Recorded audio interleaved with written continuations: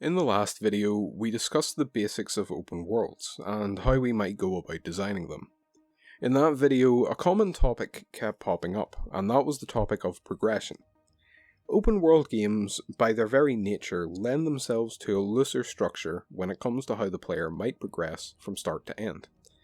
In linear games, most commonly FPSs, the progression is very regimented, usually just consisting of a string of story missions. But open world games worth their salt have more to do when it comes to taking the player through its main story. Whether it be a main quest, side quest, collectible hunt, or simply just getting from one place to another, open world games are rife with options when it comes to just how we, as game designers, can utilize our world to its full potential. Join me today as we delve deeper into open worlds and discuss progression. Welcome to Game Mechanics Explored.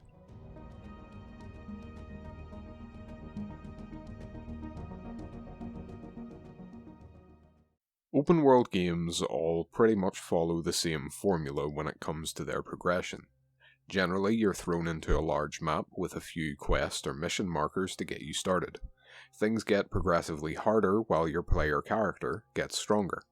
Then, once you finish the game, you're generally allowed to go back out into the world to polish off some of the optional content you might not have completed before.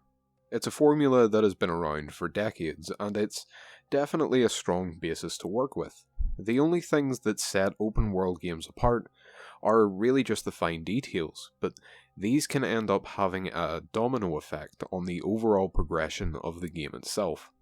There are three major elements we need to focus on if we want a solid structure to our open world.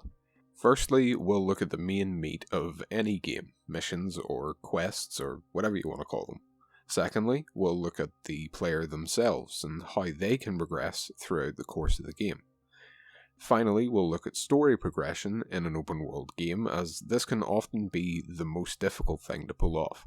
Today, we're going to be breaking down some games that do all these aspects in different ways to see what we can derive from them in our own open world.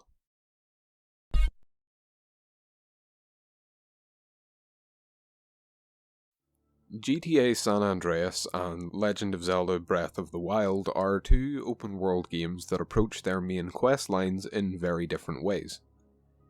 Despite San Andreas having an open world, a good 3/4 of it is locked away from you. You start here in Los Santos, and as you complete a variety of missions, you unlock more of the map and, in turn, more missions to complete, and bring you closer to story end. Its open world is surprisingly rigid, and I'm not saying that as a bad thing. While there is a paltry story reason for the map being cordoned off to you, this seems to be a decision made by the developers rooted entirely in structuring the game in some way. In the last video, I criticised GTA 5 for not doing this, and it's because it's the best lesson we can learn from these kinds of open world games. As oxymoronic as it sounds, limiting the player's freedom is the best way to make the player feel free. One of the cornerstones of why video games work as an entertainment medium is based solely on the fact that winning feels good. Us gamers crave the victories, big or small, and gaming has mostly just been this idea framed in a million different ways. The key here is knowing that it doesn't matter what the victory is, only that something is to be won. Even something as seemingly meaningless as a high score or a new level or a pair of shoes with slightly higher stats. It doesn't matter what the player is winning, it matters that there is something to win. Games can't progress without incentive. The incentive in San Andreas is deceptively simple. More game. You've played some game and the game said, hey, you like that game? Well, I got a whole load more where that came from. In the case of San Andreas, it even said, hey, you're probably getting a little tired of this part of the map, why not have a change of scenery? This is where the deception comes and why it's so great. Games have been feeding you new parts of the world for years, and it all contributes to this idea that you're going somewhere that might even have an end. San Andreas could have thrown you into the entire map, no questions asked. But would that have been better? The satisfaction of earning a new part of the map is gone, and the driving between missions just got a whole lot bigger and more difficult because you're having to take in an entire map all at once. This is why San Andreas thrives and why GTA 5 didn't. Segmenting these areas allows the player to get more used to them, more at home in them. By the time you were ready to move on, you already knew that area better than you did at the start, and coming back after a while feels like coming home, which is an absolutely amazing feeling that very few games can pull off. Let me ask you this, which Grove Street would you call home? San Andreas or GTA 5? There's no question about it. San Andreas made the best use of its open world by having it be less open from the get-go. The ability for an open world to make the player feel at home is in no small part due to its mission structure, making the player get used to this area before going on to the next and maybe bringing us back sometimes. It's why games that revolve around hub areas are so memorable to us. You might be wondering why a sense of homeliness is so important when forging our own mission progression, and the answer here is that the effect this kind of structure had was key to San Andreas and its quality. Giving the player a sense of familiarity in an open world is just better, at least for my own ideas. But first, you have to develop those senses, and San Andreas is just a great example of a game that can do that. Open worlds are often meaningless and boring if the player can't get to connect with it, to become a part of it. Making them feel at home is just one way of making the whole world come to life, which is just better. You need to feed the player your world in manageable pieces before letting them tackle the bigger pieces and loosening their chain a little, and mission progression is instrumental in achieving this. Conversely, however, there is a game that can achieve this sense of familiarity with no structure at all, and it did it in a very unique way. Breath of the Wild wasn't just a departure from the common Zelda formula, it was a departure from open world games in general, due to one simple fact. After a brief tutorial, there was nothing stopping you from just going straight to the final boss. The game literally doesn't require you to play 99% of its content. And that's very interesting because it goes back to what I was saying about incentive earlier. You could go and fight Ganon, but if you do as a fresh-faced Breath of the Wild player, just starting the game for the first time, you're going to struggle. A lot. You could go and fight Ganon, but you know deep down that you shouldn't.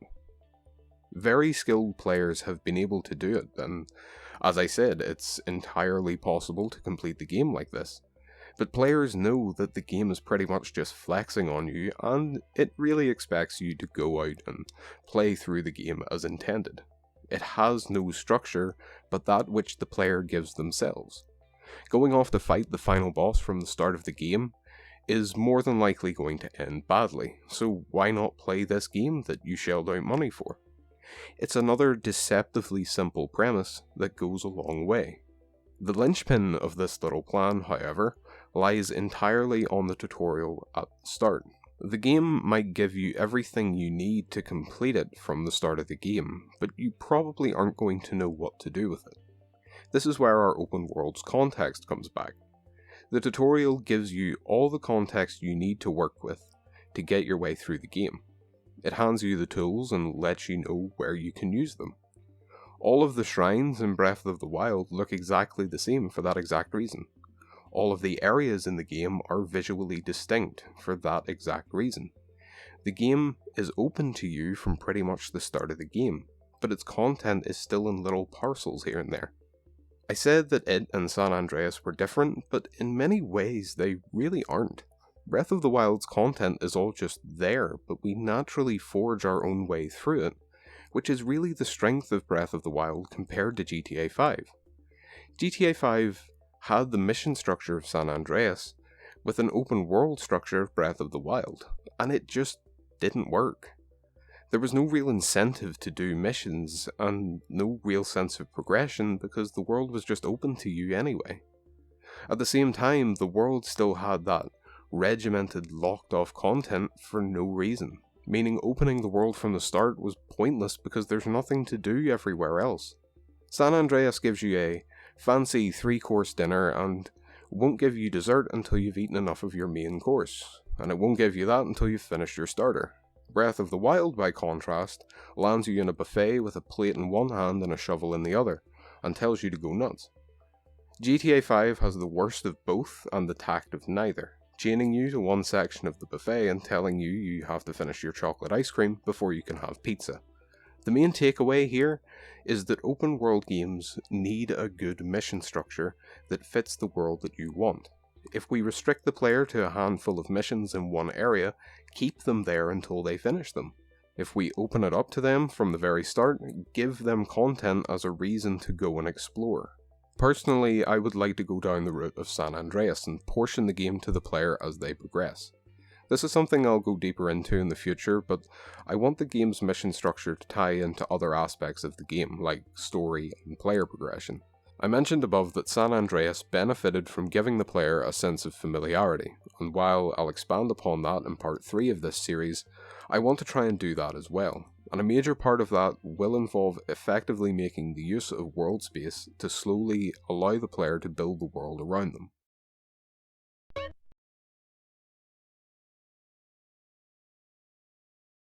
The idea of player progression is closely tied to another important game mechanic, namely difficulty curves, which go hand in hand with our mission structure from earlier.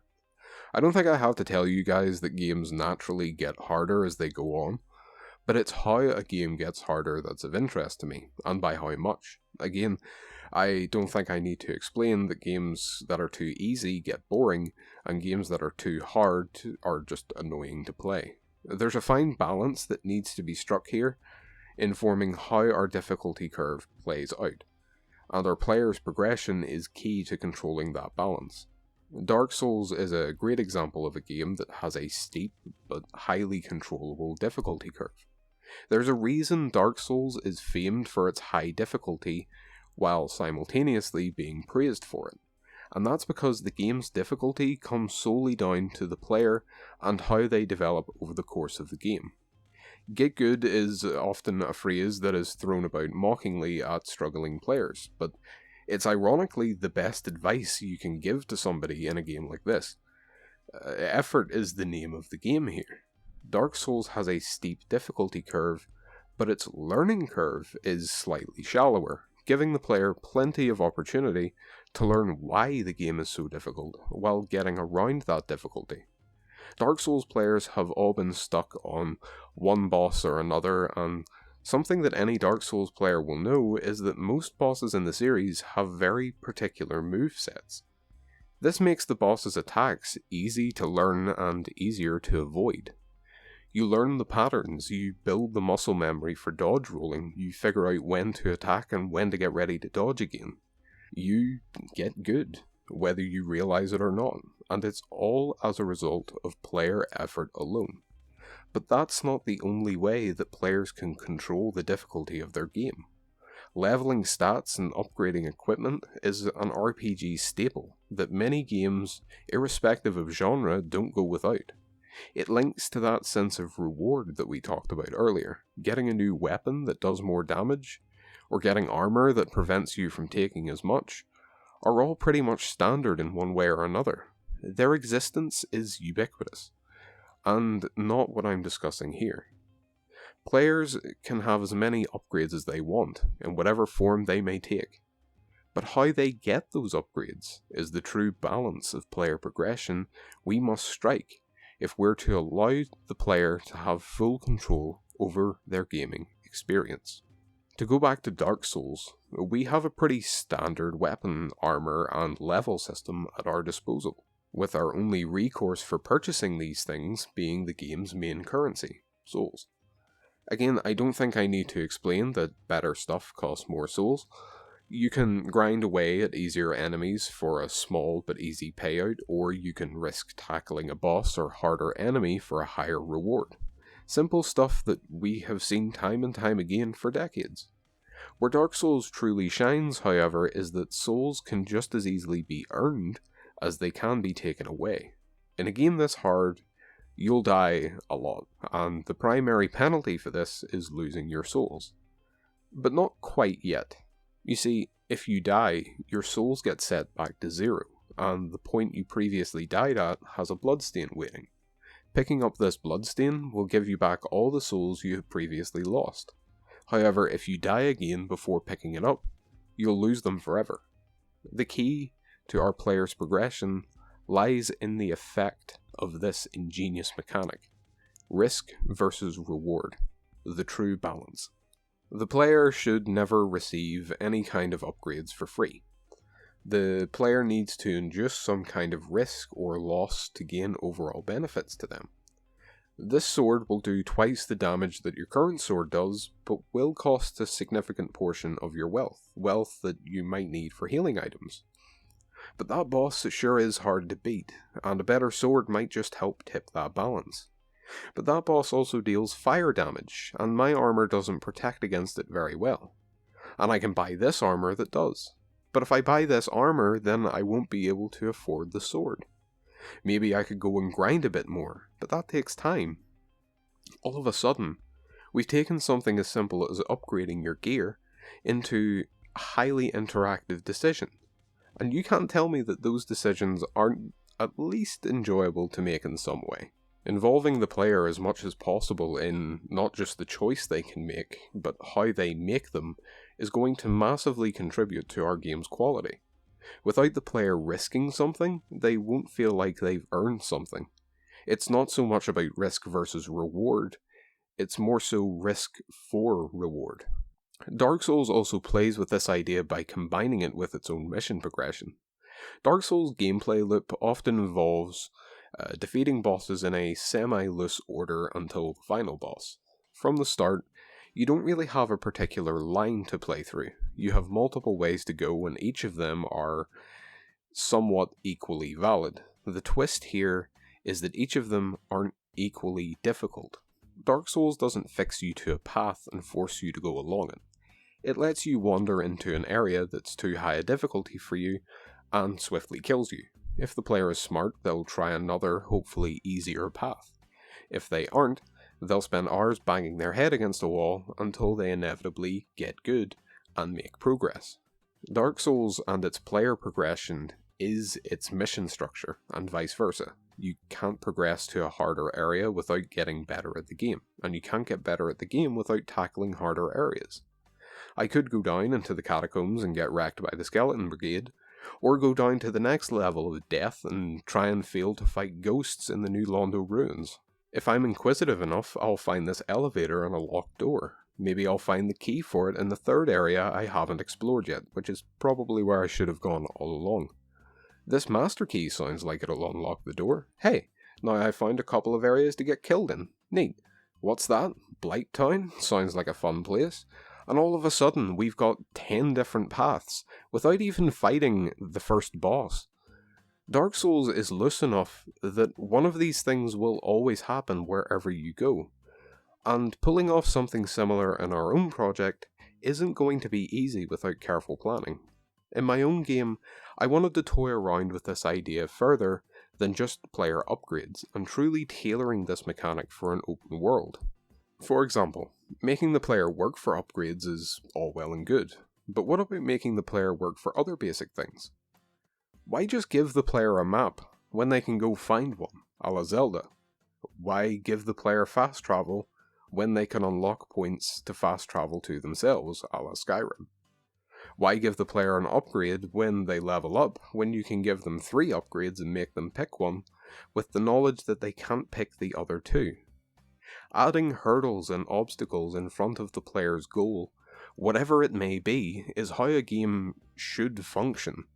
And in this instance at least, I don't see why I can't squeeze more content out of even the simplest scenario. It's also not a terrible idea to let the player have a little trial and error. Completing this mission might unlock a new area, this item might be useful for something, going this way might lead to progress, but then again, it might not. I want to structure the world in such a way the player is allowed to kind of feel their way around in the dark for a little while before they get their bearings, at which point I can start throwing some real challenges at them. When you feel your way around in the dark, sure, you might bang your shins on the table, you might think there's one more step to the staircase, but you'll find the light switch eventually, and that light will feel good. Another note about mission progression and its structure is that it's very important to not only have interesting content, but an appropriate world for that content. An example of a game where I feel those two elements go together exceptionally well is actually found in a really obscure platformer from 2005, Wallace and Gromit and the Curse of the Were-Rabbit, an absolute hidden gem from the PS2 and Xbox made by Frontier, those guys that make Planet Coaster. Wallace and Gromit is one of those games that has absolutely no right to be as good as it is. And a lot of that comes down to just how it used its relatively small open world so effectively. This is why I think limiting the player to a small part of the world at the start before opening it up bit by bit is the best idea. This game isn't so much an open world as much as it is a platformer with big connected levels. But each of those levels are given their own little doses of content. The main point here is that we collect cards, and when we have enough, we can progress further through the story. While the main loop of completing small missions for the townsfolk in return for these cards is all well and good, the game would quickly get boring if it was the only thing we could do. Hidden throughout the levels are more cards to find. They're almost like a puzzle to get to themselves, making the player use the tools they have to hand to explore the small levels to a greater extent. If you don't want to do that, you can go clear the allotments, a nice little challenge mode that gets increasingly more difficult with each card. You're always collecting cards in some way, but it's always different and never linear. You can play through the game at your own pace, and it's framed in this lovely small town England setting, which is really just the cherry on top that brings this whole game to life.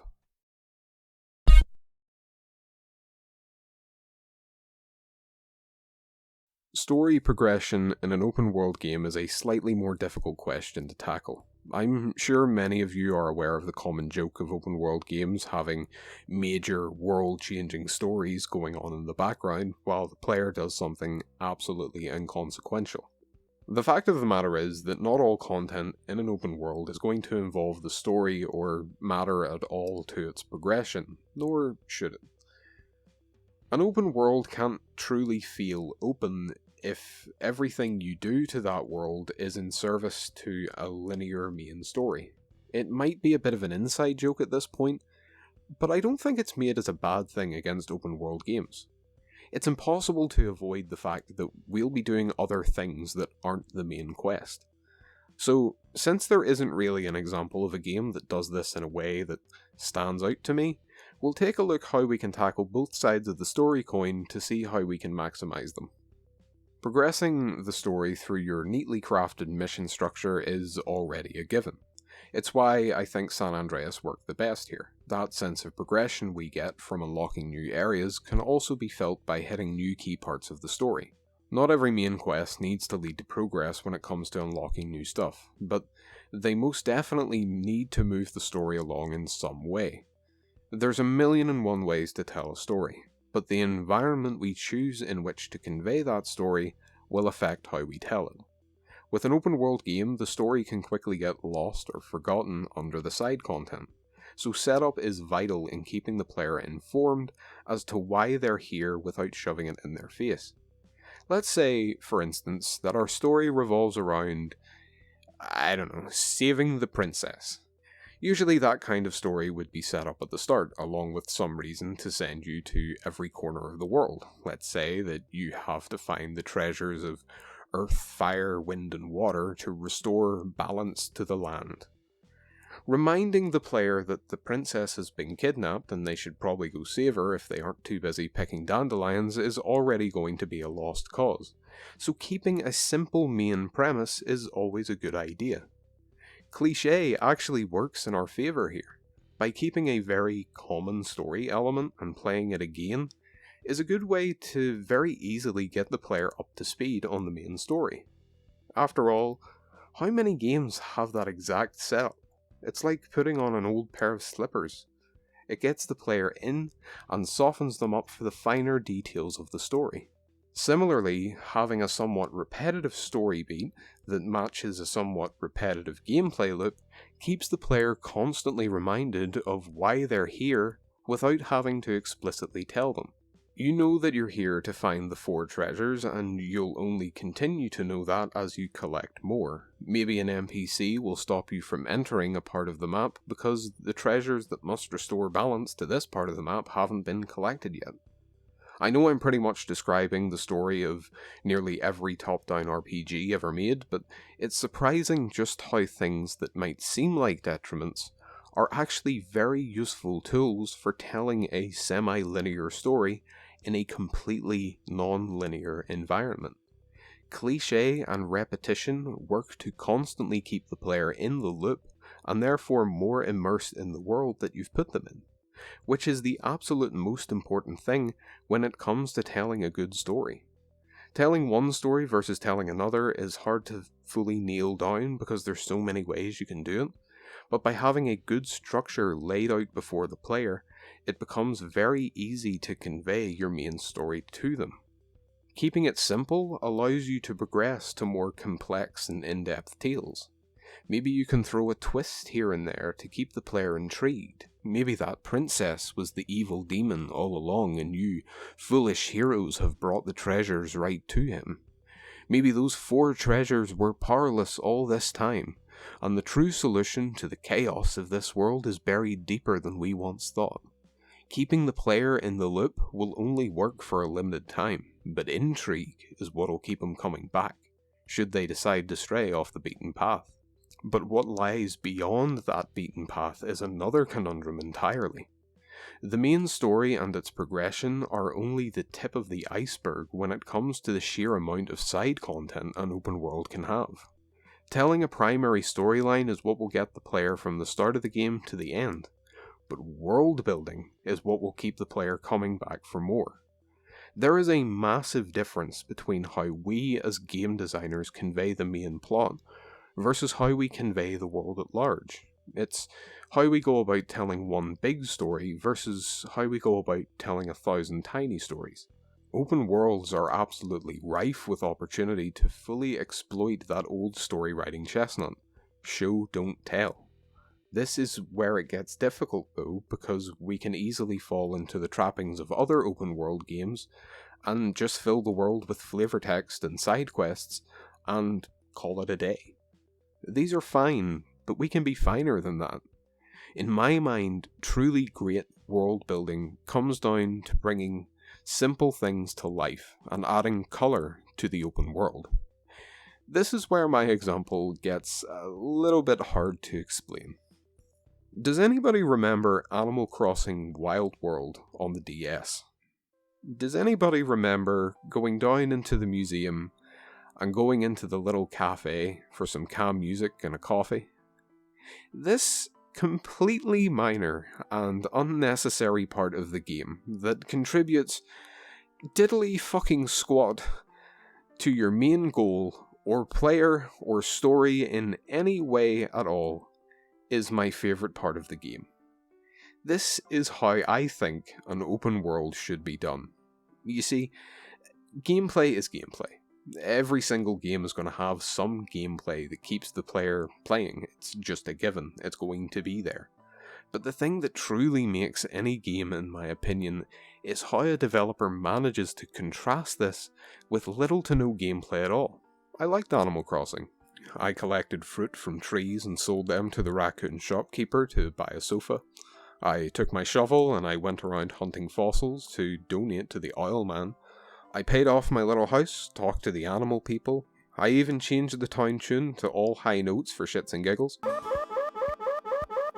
But sometimes, I'd go to the museum, go down the stairs to the left, hear that lovely piano music start to play. I'd talk to Barista Pigeon and order myself a coffee. I'd sit down in the little seat, I'd drink my coffee and I'd go about my day. Sometimes Guitar Dog was there to play a little tune. And all of this was completely and utterly pointless. Nothing was gained, but man did I like doing it. Again, it's hard to explain why I love little things like this so much. Maybe there's some word or scientific term for it, but it's always nice for games to include tiny little asides like this. And trying to come up with my own for my own open world game is honestly a very fun prospect for me. I don't know, maybe I'm a freak. Ocarina of Time had the fishing hole and the shooting range. San Andreas had the gym and the driving school. Sure, they gave you some sort of small benefit, but they were completely optional at the same time. No matter the detail you include, no matter how useless it is in the grand scheme of things, its inclusion is always better than its absence. I know all this sounds kinda silly, but I cannot overstate just how much I think tiny little things like this can really add something special to a game. It functions as a great way to make the world feel truly lived in and immersive, and has a greater impact on progression than one would think. After all, why would the player want to progress through a story in a world that bores them? What we learn here is that main stories in open worlds go together in many different ways. There's no gold standard for how to tell it to a player. As long as the world is built to keep the player effectively engaged in the story, whilst allowing them the freedom to engage with that world in other ways, then it doesn't matter what the story even is at that stage, because players want to hear it regardless. Sometimes a story doesn't have to progress through a novel's worth of lore at a time. Sometimes it can just be as small as a faint whisper in the trees around you.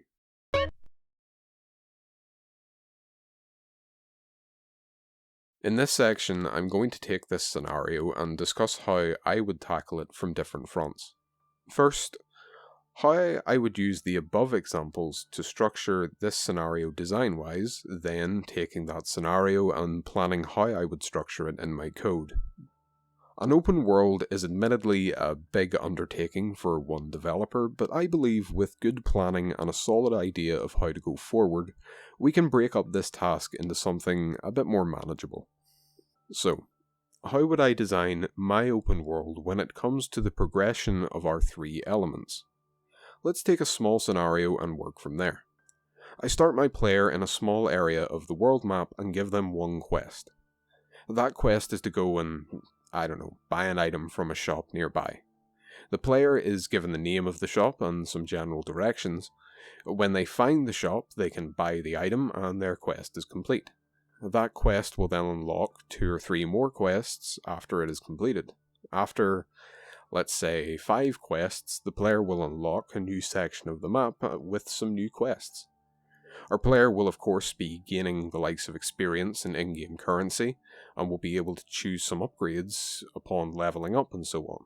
Now, this is just the broad strokes of our scenario. We could go into a complete play-by-play and elaborate on every single step, but we'll keep it simple for now, as those details shouldn't really affect our code.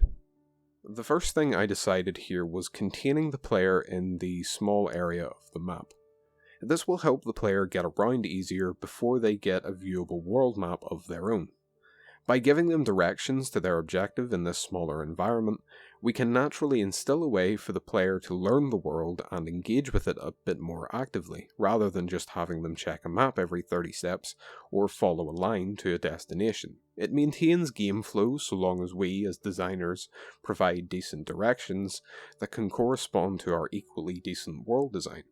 If our item shop is one building in a row of similar looking buildings, then the player has no clue where to go unless we specifically point it out, which we want to avoid. What if, instead, we told the player that the item shop was different from all the other buildings in some way? Maybe it's taller or has a different colour. Then we can tell them that the item shop is near something rather distinct to this small area of the map, which will be easier to find now that we've confined the player here. Maybe the item shop is next to a river, or maybe it's next to those big trees in the square. This area is nice and confined, so looking for those features shouldn't be too hard. Now, look at what we have compared to our example. We took a simple idea from San Andreas and played around with it to heighten the benefits that it brought. With a nice small area, we're more able to have the player immerse themselves in the world around them by simply getting them to navigate it in a different way. Those features that were given as directions, you'll remember those now. You need to go back to that shop for some more items? Well, now you know it's next to that river or those trees in the square. You know where to go because you know the world around you, not because the map or the line said so. With a small taster quest, we open up 2 more. These quests can be strategically placed so that we learn a bit more about the layout of our little section of map. These quests themselves could further the story, or, at the start of the game especially, they could be small tutorial quests, elaborating further on some other game mechanics. After a few more quests that'll help the player get to grips with the gameplay and the section of the map that they're in, we can now reward the player with a new part of the map, new gameplay opportunities, and most importantly, more world to take in. The main problem with open world games and their progression is that many game developers or directors or story writers feel the need to give the player as much as they can at the very start, and it makes sense in a way. But as I've said before, there's no gold standard here, and how you choose to progress all these elements towards the end is down to 100 other factors. So while this method can certainly work in a different context, it won't work for mine. For my own project, I'd prefer to have this more organic and slow building method of distributing content to the player. I want the player to learn and experience the world just as their character would in the game, and I feel like throwing it all at the player at once will just lead to more of that vital experience being lost in the shuffle. The story and quests will be there when the player is ready, and the world at large will be open in manageable increments. If the player wants more world, they can go and do quests. If the player wants more quests, they can go out into the world to find them. Simple as that. So now I can get into how I would go about programming this little system we have going on. I've set up a scaled down open world map segment and put the player in it. In this map we have to complete 3 small quests, all basic types of quests, before we unlock the next segment and some more quests, thus completing the gameplay loop. It is by no means a reflection of the final structure, but it'll be a good basis to start with anyway. Before we start working with the quests, we'll cover the biggest thing and work our way down. So we have these 2 map pieces here. The one that we'll start in and the one that we need to unlock. I want to have a way for the game to understand that these areas are separate, and that in these areas there are a certain number of quests that need to be completed for progress to be made before the next area is unlocked. I also want the game to know which area the player is currently in. Essentially, we want to treat these areas like single game objects that we can attach a script to. But right now, they're just 2 sections of a big map. We need a way of splitting them up. I'll make a couple of big collider boxes that cover each map piece. This way I can find out when the player enters a new one, and which map piece they're in, and exactly where they are. I'll make the map data children of those colliders and label them appropriately. As you can see, the 2 parts of the map are separated by a river and a bridge. This bridge will be blocked off to stop the player from entering the other area until they have completed the 3 quests in this area, so let's get those set up. I start by making a quest marker that I can interact with by walking into it. A button prompt will show up, and if I press it, we get a confirmation screen. Once we confirm, the quest state is active, and sets up the goal for the player based on what we selected. This is an enumerator. It's like an array of boolean values that we can switch back and forth between. We're using them here to define the type of objective we want the player to complete. In most games, there are pretty much only 3 basic types of quest we can do. Go here, collect this, or kill this. By setting those up as our types, we only have to write the AI once, and just use it over and over and over again for all the different quests. We'll just stick with the go-to quest type for now. When the quest state is active, and the go-to is our selected type, a new marker is set for our player.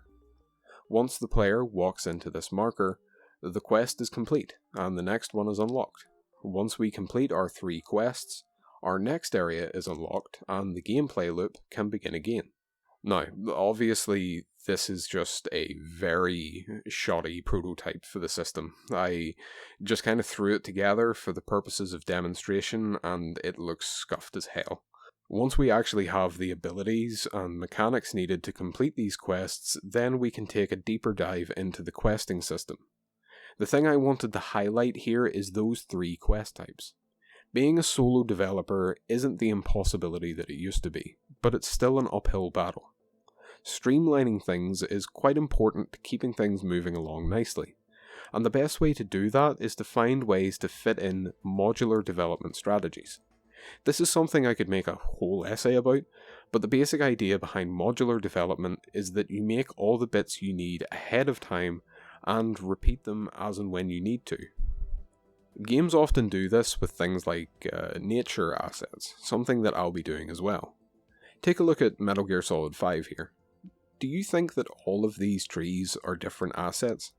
Of course not. This tree here is the same as this tree over here, which is the same as that tree over there. I'd say this one tree asset is repeated about 1,000 times in this map alone.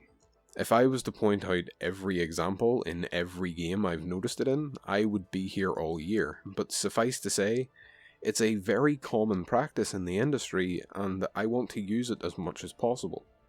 By setting up our quests in a modular fashion, it becomes easier, and more importantly, quicker to add them in. Having these quest types pre-made and ready to go is just the first step, and I have plans to take this idea further with the quest system. But I don't want to spoil too much here. We've got a few things to make before we get there.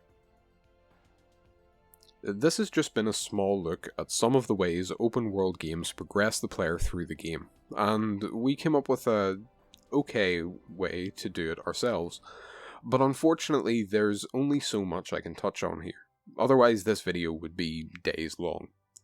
It's why we only briefly looked at quests. Things like player and story progression can only come around when we have actual player abilities to develop and a story to tell. While I don't want to go into story stuff quite yet, I do have a small series on developing one of these player abilities, so go check out my parkour and climbing system videos for a look at how I want my players to get around my open world. I'm also thinking about doing some concept art stuff, when we come up with more ideas for map pieces and flesh out the world I want to make a little bit more. We'll then take those concepts and 3D model them for our game. It'll take a bit of time, but it's definitely something I want to make videos about, and I think you guys will like it. We can't have our little dummy here walking around the land of pastel cubes forever.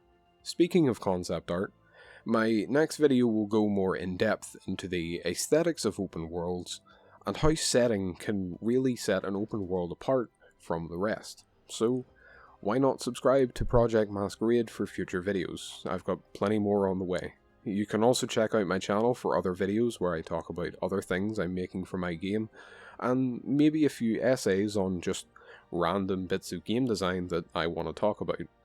I hope you guys have a good day, and thanks for watching. See you next time.